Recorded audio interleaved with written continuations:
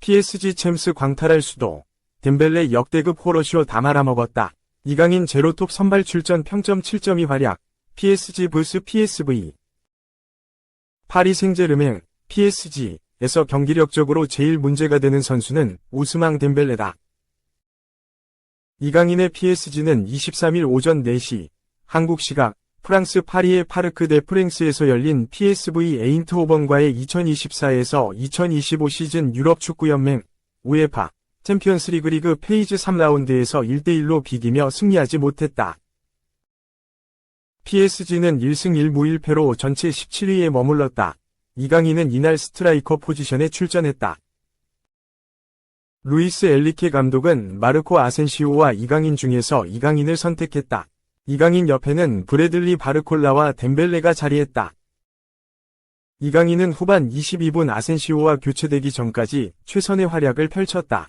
가짜 공격수 역할에 충실한 이강인은 많이 움직이면서 계속해서 동료들에게 기회를 만들어주고 직접 득점을 노려보기도 했다. 하지만 이날 이강인은 경기 후 비판을 피하지 못했다. 찾아온 두 번의 기회를 모두 살리지 못했기 때문이었다.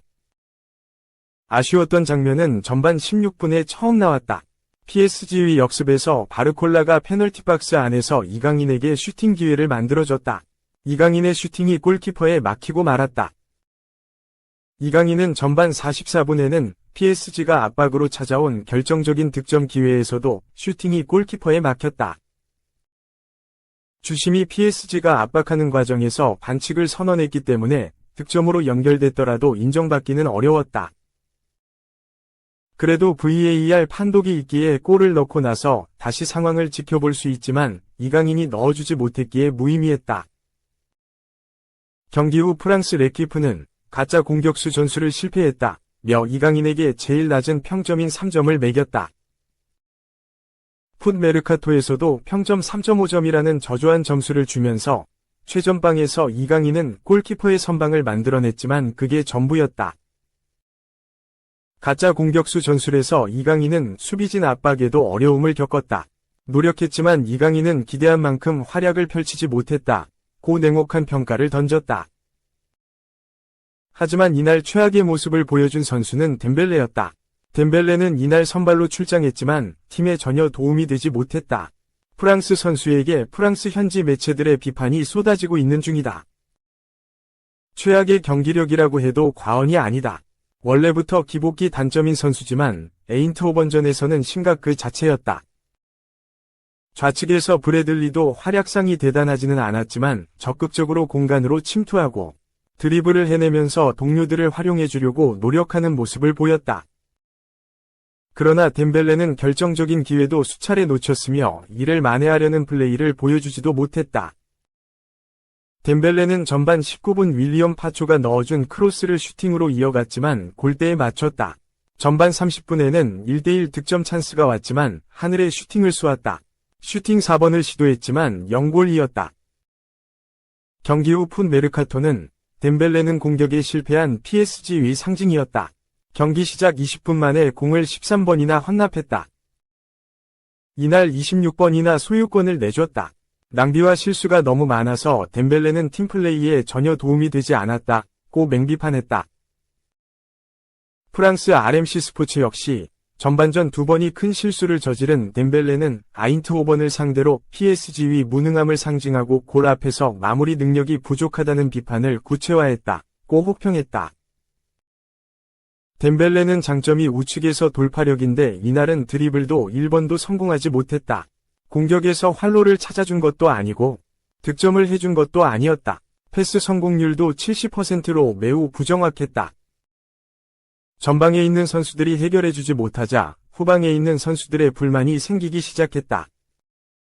주장 마르키뇨스는 아스날을 상대로는 기회가 없었지만 오늘 경기는 마무리가 부족했다. 우리는 경기 초반과 후반에 기회가 있었지만 득점하지 못했다며 아쉬움을 드러냈다. 이날 PSG를 구해낸 아슈라프 하키미 역시 이기기 위해 모든 것을 했다. 우리는 많은 기회를 만들었지만 그것이 오늘 밤 우리가 이기지 못하는 이유기도 했다. 기회를 살리지 못했다고 말했다. 이강인은 가짜 공격수 역할이 익숙하지도 않은 선수다. 킬리안 음바페가 나간 후 곤살로 하무스가 부상, 랑달콜로 무아니가 부진한 상황에서 가짜 공격수 기용은 미봉책이다.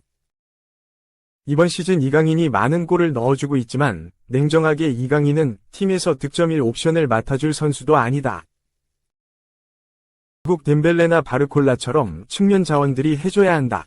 덴벨레가 팀의 공격에서 베테랑이라는 점을 고려하면 더 책임감을 보여줄 필요도 있다. 2. 400억 달러, 30대, 살라. 리버풀의 3년 계약 플러스 초대형 주급 인상 역제한. 리버풀의 프리미어리그 역사를 만들고 있는 모하메드 살라가 더 오래 리버풀에 남고 싶은 모양이다. 영국 매체 풋볼 인사이더가 지난 22일 한국 시간 살라가 리버풀에게 2027년 여름까지 3년 재계약을 하자고 제안했다고 전했다. 매체는 살라가 자신의 새로운 계약의 일부로 엄청난 주급을 눈여겨보고 있다. 그는 2027년 여름까지 계약을 원하고 있고 그래서 그는 장시간 뛰는 걸 보장받으려 한다. 리버풀이 이런 요구들을 준수할지 지켜봐야 한다고 보도했다. 그러면서 재정적으로 구단을 지키기 위해서 리버풀은 살라에게 현재 그가 받고 있는 주급이나 혹은 약간 낮은 주급을 제한할 가능성이 있다. 이럴 경우 합의하기 위해 여러 차례 협상 테이블이 차려질 필요가 있을 것이라고 전망했다. 현재까지 알려진 살라의 추정 주급은 35만 파운드, 약 6억 2,710만 원, 다. 연봉으로 환산하면 320억 원 수준이다. 이미 최고 주급자이지만 살라는 현재 재계약 협상이 진행 중인 페어질 판데이크, 트렌트 알렉산더 아놀드보다 더 높은 주급을 받길 원하는 눈치다. 그렇게 되면 연봉 400억 원에 육박한다는 계산이 나온다. 판데이크는 현재 22만 파운드, 알렉산더 아놀드는 18만 파운드의 주급을 받는 것으로 알려져 있다. 살라는 앞서 사우디아라비아 프로리그의 러브콜을 받은 바 있다. 지난 4월 글로벌 스포츠 매체 디애슬레틱은 아리티아드가 리버풀 스타 살라를 세계 최고 이적료 기록을 경신해 데려오려고 한다, 라며 그들은 살라를 데려오기 위해서라면 세계 이적료 기록을 새로 쓸 준비가 돼 있다, 라며 사우디의 관심이 아직 식지 않았다고 전했다. 매체에 따르면 아리티아드는 살라에게 2억 3,400만 유로, 약 3,364억 원을 제안할 예정인 것으로 알려졌다. 지난 2017년 네이마르가 바르셀로나에서 파리 생제르맹으로 떠날 때 기록했던 이적료 2억 2,200만 유로, 약 3,192억 원을 뛰어넘는 이적료다. 일단 살라는 리버풀에 남고 싶어하는 분위기다. 그렇지만 계약 만료가 다가오면서 점점 재계약과 관련한 이야기가 끊이지 않고 나오고 있다. 2017년 여름 리버풀에 합류한 살라는 8번째 프리미어리그 시즌을 보내고 있다.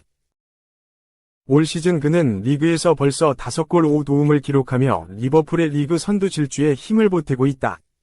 공식전으로 범위를 넓히면 11경기 7골 6도움을 기록하고 있다. 매체는 리버풀은 살라의 상황에 대해 걱정하지 않고 있다며 살라의 첫 번째 선택은 현재 계약을 넘어 연장하는 것이다 라고 밝혔다. 다만 이번 시즌 시작 직후 살라의 인터뷰는 사뭇 다른 분위기여서 리버풀이 안심할 수 없다. 살라는 영국 스카이 스포츠를 통해 이번 시즌을 앞두고 생각했던 건 남은 1년 동안 그저 즐기자는 것이었다 면서 지금은 계약에 대해 생각하지 말고 아무것도 생각하지 말고 그냥 즐기자고 생각했다고 말했다. 이어 내년이나 미래에 대해 생각하고 싶지 않다. 마지막 해를 즐기고 두고 보고 싶다 면서 매주 한 경기 한 경기만 생각하고 싶다. 그게 가장 중요하다. 여기 있는 것만으로도 기분이 좋고 그러면 된 거다 라고 리버풀에서의 마지막 시즌을 아무 잡념 없이 즐기고 싶다고 밝혔다.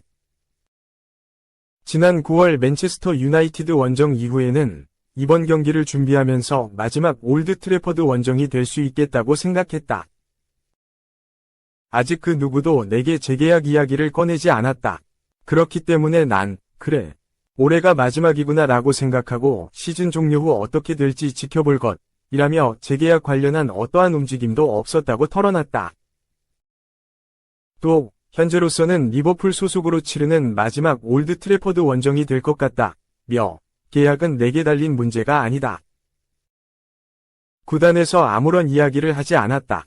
어떻게 될지 지켜봐야 한다. 고쇠기를 박았다. 살라가 리버풀에 남긴 유산은 어마어마하다. 2017에서 2018 시즌 입단 직후 프리미어리그 32골로 득점왕을 차지한 걸 포함해 득점왕 3회, 2017-2018, 2018-2019, 2021-2022, 도움왕 1회, 2021-2022, 리그 올해의 선수상 1회, 2017-2018를 기록했다. 나아가 2019에서 2020 시즌 프리미어리그 우승으로 리버풀의 30년 만에 1부 리그 우승이자 첫 프리미어리그 우승을 이끌었다. 또 2018에서 2019 시즌 생애 첫 유럽 축구연맹 챔피언스리그 우승으로 유럽 챔피언이 되기도 했다. 살라는 현재까지 리버풀 통산 360경기를 뛰며 218골 95도움을 기록하고 있다. 살라는 지난 21일 첼시와의 리그 홈경기 득점으로 프리미어리그 통산 160골 72도움을 기록해 총 232개의 공격 포인트를 만들었다.